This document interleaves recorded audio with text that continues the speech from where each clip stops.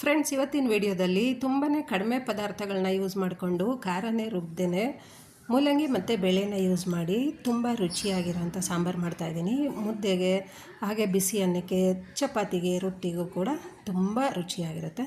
Video ನೋಡೋದಕ್ಕಿಂತ ಮುಂಚೆ ಎಲ್ಲರಲ್ಲಿ ಒಂದು ರಿಕ್ವೆಸ್ಟು, ವಿಡಿಯೋನ ಸ್ಕಿಪ್ ಮಾಡ್ತೀರಾ ನೋಡಿ, ಹಾಗೆ ಕೊನೆ ತನಕ ನೋಡಿ. ಮೊದಲಿಗೆ ನಾನು ಒಂದು ಕುಕ್ಕರಲ್ಲಿ 1.5 ಬೌಲ್ನಷ್ಟು ತೊಗರಿಬೇಳೆನ ಹಾಕ್ಕೊತಾ ಇದ್ದೀನಿ. ನಾನು ತೋರಿಸ್ತಿದ್ದೀನಲ್ವ ಆ ಸೈಜಿನ ಬೌಲು.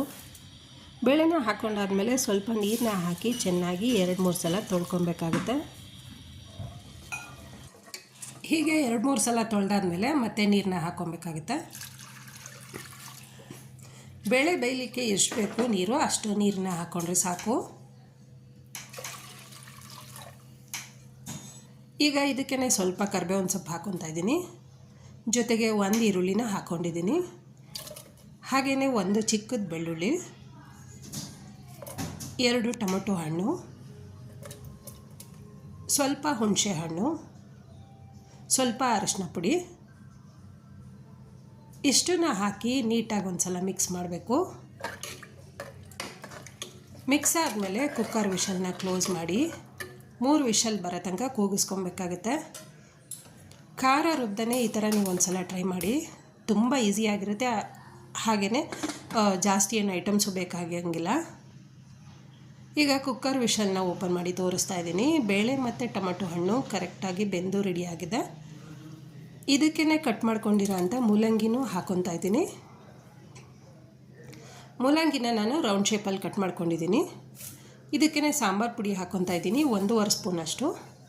ನೀವು ಖಾರ ಎಷ್ಟು ಬೇಕೋ ಅಷ್ಟನ್ನು ನೋಡ್ಕೊಂಡು ಹಾಕ್ಕೊಳ್ಳಿ. ಹಾಗೆ ಸಾಂಬಾರು ಕ್ವಾಂಟಿಟಿ ಜಾಸ್ತಿ ಮಾಡ್ಕೊತೀರಾ ಕಡಿಮೆ ಮಾಡ್ಕೊತೀರಾ ಅದ್ರ ಮೇಲೆ ಸಾಂಬಾರು ಪುಡಿನ ಹಾಕ್ಕೊಬೇಕು. ನಾನಿವಾಗ ಮತ್ತಷ್ಟು ನೀರನ್ನ ಹಾಕ್ಕೊತಾ ಇದ್ದೀನಿ. ಫಸ್ಟು ಬೇಳೆ ಬೇಯೋದಕ್ಕೆ ಎಷ್ಟು ಬೇಕೋ ಅಷ್ಟನ್ನು ಮಾತ್ರ ಹಾಕ್ಕೊಂಡಿದ್ದೆ. ಇವಾಗ ಸಾಂಬಾರು ಸ್ವಲ್ಪ ಜಾಸ್ತಿ ಬೇಕಾಗುತ್ತಲ್ವ, ಹಾಗೆ ಮತ್ತೆ ನೀರನ್ನ ಹಾಕ್ಕೊಂಡು ಉಪ್ಪನ್ನು ಹಾಕ್ಕೊತಾ ಇದ್ದೀನಿ. ಉಪ್ಪು ಹಾಕಾದ್ಮೇಲೆ ನೀಟಾಗಿ ಒಂದು ಸಲ ಮಿಕ್ಸ್ ಮಾಡ್ಕೊಬೇಕು. ಮಿಕ್ಸ್ ಮಾಡಿ ಮತ್ತೆ 1 ವಿಷಲ್ ಕೂಗಿಸ್ಕೊಂಡ್ರೆ ಸಾಕು. ಮುದ್ದೆಗೆ, ಬಿಸಿ ಅನ್ನಕ್ಕೆ, ಹಾಗೆ ಅಕ್ಕಿ ರೊಟ್ಟಿ ಬರುತ್ತಲ್ವ, ಅಕ್ಕಿ ರೊಟ್ಟಿಗೆ, ಇಡ್ಲಿಗೂ ಕೂಡ ತುಂಬ ಚೆನ್ನಾಗಿರುತ್ತೆ ಸಾಂಬಾರು. ಈಗ ಕುಕ್ಕರ್ ವಿಷಲ್ನ ಓಪನ್ ಮಾಡ್ತಾಯಿದ್ದೀನಿ. ನೋಡಿ, ಕರೆಕ್ಟಾಗಿ ಸಾಂಬಾರು ರೆಡಿಯಾಗಿದೆ. ತೆಳುಗೂ ಅನ್ಸಲ್ಲ, ತೀರಾ ಗಟ್ಟಿ ಗ್ರೇವಿ ಥರನೂ ಅನ್ಸಲ್ಲ. ಸಾಂಬಾರು ಹದ ಎಷ್ಟು ಬೇಕು ಅಷ್ಟೇ ಕರೆಕ್ಟಾಗಿ ಸಾಂಬಾರು ರೆಡಿ ಆಗಿಬಿಡುತ್ತೆ. ಈಗ ಸ್ವಲ್ಪ ಕೊತ್ತಂಬರಿ ಸೊಪ್ಪನ್ನ ಉದುರಿಸ್ಕೊತಾ ಇದ್ದೀನಿ. ಇವಾಗ ಇದಕ್ಕೆ ಮೇಲೊಗ್ಗರಣೆ ಮಾಡ್ಕೊಳ್ಳೋಣ. ಮೇಲೊಗ್ಗರಣೆ ಅಂತ ಅಂದರೆ ನಿಮಗೆಲ್ರಿಗೂ ಗೊತ್ತೇ ಇರುತ್ತೆ ಅಲ್ವಾ, ಚಟ್ಪಟ್ ಅಂತ ಮಾಡ್ಕೊಂಬಿಡ್ಬೋದು. ಒಂದು ಬಾಣಲಿಗೆ ಸ್ವಲ್ಪ ಎಣ್ಣೆನ ಹಾಕಿ ಸಾಸಿವೆ, ಒಣಮೆಣ್ಸಿನ್ಕಾಯಿ, ಹಾಗೆ ಬೆಳ್ಳುಳ್ಳಿ, ಕರಿಬೇವಿನ ಸೊಪ್ಪು ಇಷ್ಟನ್ನ ಹಾಕಿ 2 ನಿಮಿಷ ಒಗ್ಗರಣೆ ಮಾಡ್ಕೊಬೇಕು. ಬೆಳ್ಳುಳ್ಳಿನ ಜಜ್ಜಿ ಹಾಕ್ಕೊಳ್ಳಿ. ಈಗ ಒಗ್ಗರಣೆ ರೆಡಿ ಆಯಿತು.